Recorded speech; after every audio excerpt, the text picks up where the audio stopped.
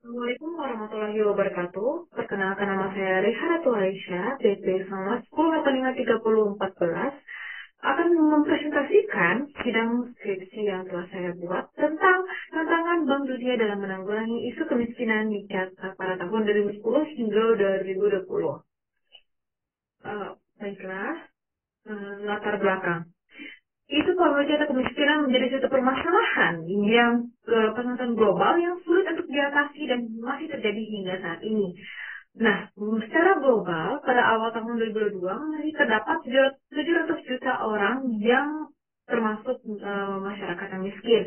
Hal ini menunjukkan bahwa eh, 700 orang tersebut hidup di bawah kemiskinan yang berarti mereka bertahan hidup dengan pemasukan kurang dari 1,90 dolar per harinya. Sedangkan pada akhir tahun 2022 terdapat 685 juta orang yang hidup di bawah kemiskinan. Hal ini menunjukkan bahwa isu kemiskinan merupakan isu yang tidak mudah untuk diatasi. Selain itu, isu kemiskinan memberikan dampak timbulnya isu kemiskinan lainnya seperti isu krisis pangan, kelaparan, terhambatnya edukasi, dan permasalahan lainnya berdampak negatif. Lalu, menurut Global Hunger Index pada tahun 2022, Chad menjadi salah satu negara termiskin serta krisis pangan tertinggi di dunia. Sedangkan menurut Human Development Index pada tahun 2017, Chad berada pada posisi 196 dari 199 negara termiskin di dunia dan menurun pada tahun 2020 di mana Chad berada pada posisi 187 dari 189 negara termiskin di dunia. Hal ini menunjukkan bahwa Chad merupakan negara termiskin dan negara penghasil minyak ini terletak pada Afrika Utara Tengah yang terkenal sebagai salah satu negara penghasil minyak yang miskin. Nah, sejarah singkat awal mula kemiskinan Indonesia tersebut terjadi setelah kemerdekaan. Nah, tepatnya pada tahun 1966, pemberontakan terjadi di Chad karena ada pemberontakan dari WD. Lalu pada tahun 1998 terjadinya konflik internal serta dana pembangunan yang seharusnya digunakan untuk pembangunan malahan digunakan untuk peperangan sehingga kemiskinan pun semakin meningkat. Hmm. Lalu karena adanya kemiskinan yang masih terjadi di set tersebut karena baik itu konflik internal setelah pemberontakan WD ataupun hal lainnya sehingga menjadi motivasi bagi para lembaga baik pemerintah maupun non pemerintah untuk mengatasinya. Salah satunya yaitu Bank Dunia. Nah, Bank Dunia terutama memiliki target untuk mengatasi kemiskinan dan bekerja di setiap bidang pembangunan internasional sehingga mereka itu sebagai agen utama pembangunan internasional. Nah, apalagi dengan Bank Dunia yang uh, lembaganya itu terdiri atas donatur dengan GDP terbesar seperti Amerika Serikat, Kanada, Denmark, Swedia, Norwegia, Inggris, dan Australia yang menjadikan Bank Dunia memiliki power yang besar. Nah, apa aja sih bantuan dari Bank Dunia? Bantuan dari Bank Dunia membantu dalam bentuk teknis ataupun dalam bentuk hal lainnya yang berupa solusi yang inovatif untuk tantangan yang mereka hadapi. Nah, lalu walaupun begitu, Bank Dunia telah memberikan bantuan kepada Chad pada awal tahun 2003 terkait The Chad Cameroon Pipeline Project untuk membangun pertumbuhan Chad serta mengurangi kemiskinan di negara tersebut. Tetapi gagal karena adanya kasus korupsi oleh pemerintah serta pelanggaran kesepakatan sehingga pada tahun 2008 mereka pun putus kontrak tibanya. Selain itu, adanya gerakan gerilya sehingga Bank Dunia menutup kantornya di Chad. Namun kembali lagi pada tahun 2009, di mana Bank Dunia membuka kembali kantor mereka di Najema eh, dengan pertimbangan dan pembincangan dengan pemerintah Chad terkait penawaran peninjauan setelah Chad telah melunaskan hutang terkait proyek yang Chad Cameron Pipeline sebesar 66 juta US dollar pada tahun 2008. Nah, pada tahun 2010, Bank Dunia resmi melanjutkan proyek mereka di Chad dengan program ISN atau Interim Strategy Note pada tahun 2010 hingga 2012 di mana kehadiran Bank Dunia tersebut menjadi tantangan yang berat bagi Bank Dunia karena adanya ketinggalan selama beberapa tahun yang mereka keluar ataupun putus tersebut. Akan tetapi dengan adanya program yang dijalankan ya, di chat hingga kini memberikan hasil yang kurang memuaskan karena Chad masih berada pada posisi negara termiskin di dunia. Oleh karena itu, komisi akan melihat bagaimana tantangan yang dialami oleh Bank Dunia dalam mengimplementasikan program mereka di Chad selama satu dekade yaitu tahun 2010 hingga 2020. Nah, rumusan masalah yaitu Chad memiliki kondisi di bawah garis kemiskinan serta tingginya angka kematian yang perlu diatasi. Bank Dunia sebagai lembaga keuangan untuk mengurangi kemiskinan di dunia memberikan beberapa bantuan melalui program yang mereka jalankan di Chad. Bantuan yang diberikan oleh Bank Dunia pertama kali diberikan pada tahun 2003 hingga kini. Akan tetapi, walaupun Bank Dunia telah memberikan bantuan tersebut, Chad masih termasuk kategori negara termiskin di dunia. Selain itu, terdapat beberapa proyek Bank Dunia yang tidak berjalan dengan efektif di Chad. Oleh karena itu, peneliti dapat atau akan menganalisis bagaimana tantangan yang dihadapi oleh Bank Dunia dalam menanggulangi isu kemiskinan di Chad selama 10 tahun, yaitu pada tahun 2010 hingga 2020. Oke, selanjutnya ada pertanyaan penelitiannya, yaitu bagaimana tantangan Bank Dunia dalam menanggulangi isu kemiskinan di Chad. Sedangkan tujuan penelitiannya yaitu mendeskripsikan tantangan Bank Dunia dalam menanggulangi isu kemiskinan di Chad. Manfaat penelitiannya yaitu secara teoritis, penelitian ini memberikan kontribusi dalam pengembangan kajian tentang pembangunan internasional dengan fokus kepada tantangan dalam menanggulangi kemiskinan oleh aktor internasional atau IGO seperti Bank Dunia dalam menjalankan program mereka di suatu negara. Sedangkan secara praktisnya, penelitian ini diharapkan untuk memberikan sumbangsi sebagai rekomendasi bagi pemerintah dan dalam membuat kebijakan maupun aktor non-negara sebagai advokasi dalam menjalankan tugas mereka serta akademisi agar lebih kritis dalam memahami dinamika Bank Dunia serta Chad dalam menanggulangi kemiskinan. Background untuk studi pustaka, saya menggunakan 5 studi pustaka di mana ada Nation Gulali tentang the World Bank Africa and an analysis of World Bank aid and programming in Africa and their impact. Lalu ada Paul Kemak tentang what the World Bank means for poverty reduction and why it matters. Lalu ada Eti Best Herbert tentang impact of World Bank assisted projects on poverty alleviation. Lalu ada Martin Rebellion tentang the World Bank, why it is still needed and why it is still disappoints. Lalu ada Jonathan A. Sanford tentang the World Bank and poverty, a review of the evidence on whether the agency has diminished emphasis on aid to the poor. Lalu ada kerangka konsep yang dicetus oleh David C. Corton sebagai kritikan atas blueprint approach, di mana dalam blueprint approach tersebut dilihat adanya constraints in international development agenda, baik secara programnya ataupun dari public donors. Lalu, apa aja sih concern dalam program international development? Nah, ada resilience on centralized bureaucratic organizations, ada indicate investment in building a community problem solving capacity, and there is indicate attention to social diversity, and number 4, there is an insufficient integration of technical and social components. Lalu untuk constraint on public donors atau yang dihadapi oleh para pendonor in international development, terjadinya building the capacity of donor organizations, excessive pressures for immediate results, and also focus on meeting deadlines leads to special project units hindering long-term action. Nah, metode penelitian yang digunakan yaitu metode kualitatif dengan jenis deskriptif analisis. Lalu berdasarkan penelitian yaitu tahun 2010 hingga 2020, unit analisisnya itu Bank Dunia. Lalu unit eksplanasinya itu tantangan isu kemiskinan di Chad terhadap Bank Dunia pada tahun 2010 hingga 2020. Teknik pengumpulan datanya itu sumber sekunder yang berasal dari jurnal website resmi, website berita, dan laporan resmi dari Bank Dunia yang terkait dengan isunya.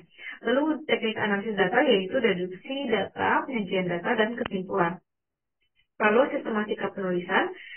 Untuk bab 1 saya pendahuluan, bab 2 tentang kemiskinan di Chad, bab 3 tentang Bank Dunia dan penanggulangan kemiskinan, bab 4 tentang tantangan Bank Dunia dalam menanggulangi kemiskinan di Chad pada tahun 2010 hingga 2020, bab 5 tentang kesimpulan. Lalu untuk bab 2 di Chad, bab 2 kemiskinan di Chad ada 2.1 awal mula kemiskinan di Chad dan geopolitiknya, 2.2 tentang kemiskinan di Chad per tahun 2010 hingga 2020, tentang 2.3 tentang kebijakan luar negeri Chad dalam pengurangan kemiskinan. Nah, uh, pada pada bab 2 tentang kemiskinan ini bisa dilihat bahwa sebenarnya uh, Chad itu sebagai negara yang terkurung daratan di jantung Afrika menghadapi beberapa tantangan geopolitik yang signifikan, termasuk ketergantungan pada negara-negara tetangga karena ketidakadaan akses langsung ke laut, tibanya mereka di bagian tengah-tengah, sehingga mereka harus saling bersosialisasi dengan negara-negara neighboring countries-nya. Posisi geografis tersebut mempengaruhi jalur perdagangan, aktivitas komersial dan komunikasi di chat tersebut. Selain itu, ketidakjelasan batas negara telah menyebabkan beberapa konflik internal dan persaudaraan sejak kemerdekaan pada tahun 1960-an. Hal ini mencerminkan dampak dari ketiadaan aturan yang jelas untuk menentukan batas-batas di negara di wilayah Afrika pasca kolonial. Sebagai contohnya, tidak deklarasi Kairo 1964 dan kasus Lydia Chat terkait jalur UIT yang tidak mendukung stabilitas wilayah tersebut. Di sini saya juga menjelaskan gimana sih kondisi visa tersebut pada sebelum penjajahan, pas kemerdekaan, serta setelah kemerdekaannya. Lalu, 2.2 tentang kemiskinan di Chad per tahun 2010 hingga 2020, di mana Chad sangat karena miskin dengan indeks pembangunan manusia rendah, dengan kemiskinan yang tinggi, kurangnya akses pelayanan dasar seperti pendidikan, kesehatan, sanitasi, dan listrik, serta gejolak konflik internal dan eksternal yang telah menghambat upaya pengentasan kemiskinan, sehingga itu yang terjadi di Chad per tahun 2010 hingga 2020 secara keseluruhannya. Lalu, untuk kebijakan luar negeri di Chad sendiri dalam mengatasi kemiskinan, sebenarnya sudah ada upaya dari baik dari negaranya, pemerintahannya, ataupun dari IGO atau dari pihak eksternal. Nah, untuk kebijakan pemerintahan Chad, mereka mengadakan namanya Vision 2030 yang bertujuan untuk memandukan perencanaan pembangunan nasional jangka pendek, menengah, dan panjang agar Chad menjadi negara ekonomi berkembang pada tahun 2030 yang dibuat oleh pemerintahnya sendiri. Lalu ada the 5-year plan for 2017 and 2021. Lalu ada ada National Investment Plan for the Rural Sector of Chad. Lalu ada 5-year Agricultural Development Plan tahun 2013 hingga 2018 yang diciptakan oleh pemerintahnya. Sedangkan kalau luar negeri gimana sih? Kalau luar negeri sendiri, contohnya bantuan di NGO seperti Action Against Hunger, lalu ada CARE, ada USAID, di mana mereka memberikan baik dalam bentuk pelatihan ataupun dalam bentuk dana juga. Sedangkan untuk IGO-nya, salah satunya yaitu World Bank sendiri dengan program mereka seperti ISN ataupun dari program Chad 5-year Development Plan, lalu ada program lainnya terkait corona. Nah, selanjutnya yaitu bab 3 tentang Bank Dunia dan penanggulangan isu kemiskinan. Nah, pada masa ini ada juga sejarah bank. Saya akan menjelaskan tentang sejarah Bank Dunia dan kebijakan pada tahun 1944 hingga 1980, di mana dalam bentuk infrastruktur structural adjustment, lalu sejarah Bank Dunia dan kebijakan tahun 1980-an hingga sekarang. Lalu ada awal mulai good governance, ada Bank Dunia dan kemiskinan, dan kronologi kontribusi Bank Dunia ke Chad. Untuk sejarah Bank Dunia dan kebijakannya tahun 1944 hingga 1990-an, di mana intinya ada perubahan dari yang infrastruktur awalnya tidak memikirkan tentang sosial dan hanya fokus ke pengembangan. Emang dari tujuan dari Bank Dunia itu sendiri, di mana awalnya Bank Dunia itu kan diciptakan itu untuk memperbaiki kondisi ekonomi di Eropa, namun berkembang lagi untuk mengurangi kemiskinan di seluruh dunia. Nah, untuk kemiskinan itu sendiri, mereka lebih fokus ke yang kayak ekonomi secara umum, nah atau mungkin lebih ke politisnya. Nah, sedangkan berubah gitu kan, makin lama makin berubah menjadi bagiannya kayak sosial ataupun keperdesaan ataupun mulai dilihat atau mulai disorot dia, sedangkan di sebelumnya tidak gitu. Nah, lalu kalau untuk sejarah Bank Dunia dan kebijakan tahun 80-an hingga sekarang, di mana adanya kegagalan di structural adjustment-nya sehingga dibentuknya good governance. Nah, mulai good governance tersebut gunanya itu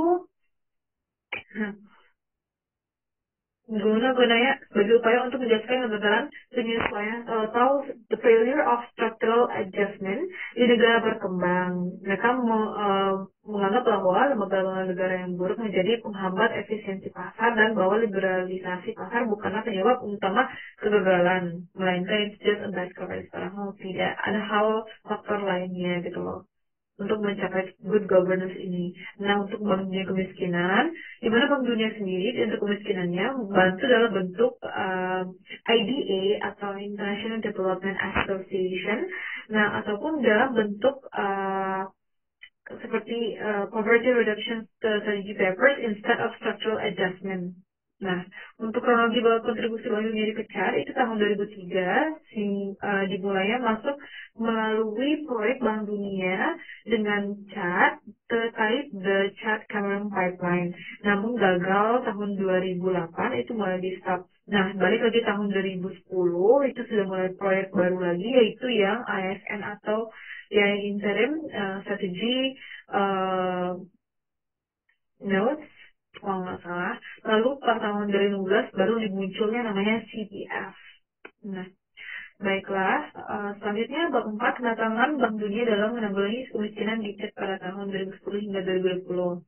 Nah, untuk sini, tantangan constraint on program international development pada kasus Bank Dunia, itu kalau untuk programnya ada tantangannya itu tata kelola yang lemah, keberlanjutan fiskal, habis itu penyediaan layanan dasar yang tidak memadai, terus perubahan iklim dan persaingan sumber daya, ada ketersediaan gender, ada infrastruktur yang tidak memadai, ada faktor lintas sektor yang mempengaruhi dampak dukungan kelompok Bank Dunia, ada hasil secara keseluruhan dari program-program tersebut. Nah, lalu selanjutnya yaitu dari semua aspek tersebut terdapat adalah aspek pertama, Bank Dunia memiliki banyak program atau proyek yang digantungkan oleh pemerintah serta organisasi birokrasi yang namun mereka tuh dijalankan dan diserahkan kepada Bank Dunia, di mana Bank Dunia tersebut mereka tidak paham terhadap kebutuhan negara CHAD sehingga dalam mengambil keputusan bersifat top down aja gitu loh. Lalu untuk aspek kedua, tidak adanya infrastruktur yang cukup untuk memberdayakan masyarakat untuk mengembangkan kapasitas pemecahan masalah, sehingga mereka tuh bergantung kepada pihak eksternal Bank Dunia, di mana kalau misalkan Bank Dunia itu berhenti, proyek tersebut juga berhenti gitu loh. Lalu untuk aspek ketiga, baik secara pemerintah ataupun Bank Dunia itu sendiri kurang memperhatikan adanya keberagaman budaya di CHAD, di mana kan di CHAD tersebut memiliki budaya politik yang beragam dan perbedaan-perbedaan juga, sehingga akan lebih baik jika Bank Dunia mempertimbangkan hal ini agar program yang dijalankan berjalan secara efektif karena mereka juga berbeda-beda kan ya. Lalu untuk aspek keempat ada yaitu adanya kurang integrasi antara teknis dan sosial di mana Bank Dunia hanya fokus terhadap proyek yang dihasilkan secara cepat.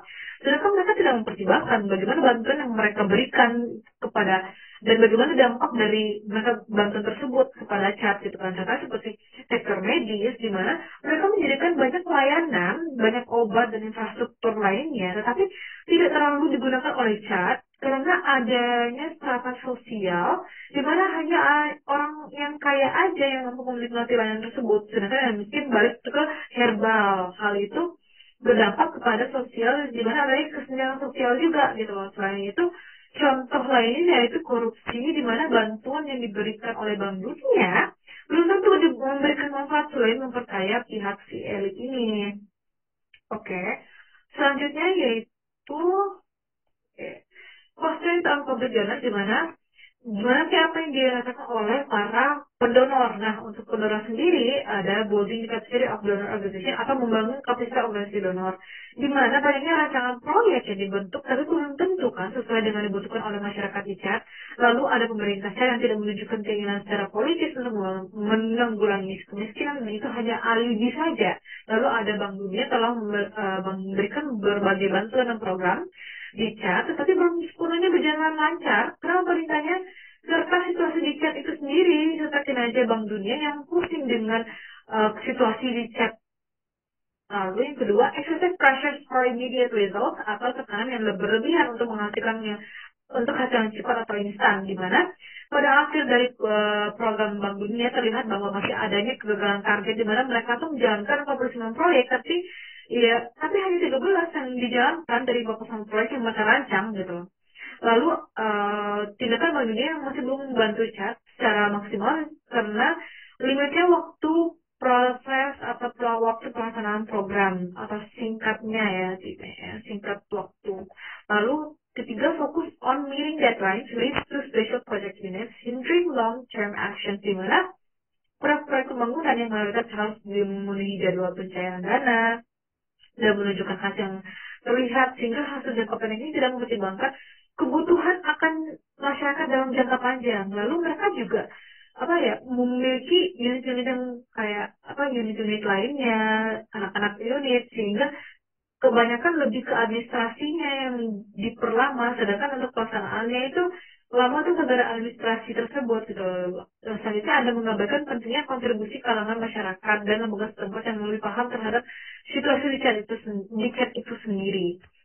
Oke, dari tinjauan atas tantangan yang dihadapi oleh para pendonor di sini, yaitu Bank Dunia, dan tantangan program yang dilalui oleh Bank Dunia menunjukkan bahwa kritikan dari David Sikotan memang ada benarnya, di mana David Sikotan sendiri menawarkan solusi yang menganjurkan para organisasi untuk dalam membantu negara target, sebaik itu menggunakan pendekatan learning process, di mana Cotton mengkritik bagaimana mayoritas organisasi menggunakan pendekatan blueprint yang hasilnya tidak memuaskan dan berujung dengan kegagalan dalam pelaksanaan program pembangunan organisasi tersebut di suatu negara.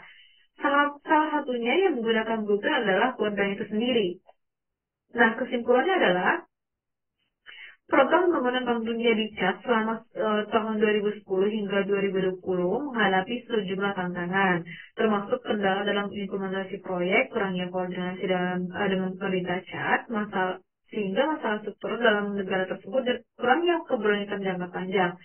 Selain itu, masalah seperti konflik regional atau tata kelola pemerintahan yang lemah, ketidaksetaraan gender, perubahan iklim, dan infrastruktur fisik yang tidak memadai juga mempengaruhi efektivitas program. Kritik juga ditujukan kepada Bank Dunia karena kurangnya pengawasan terhadap proyek-proyek tersebut.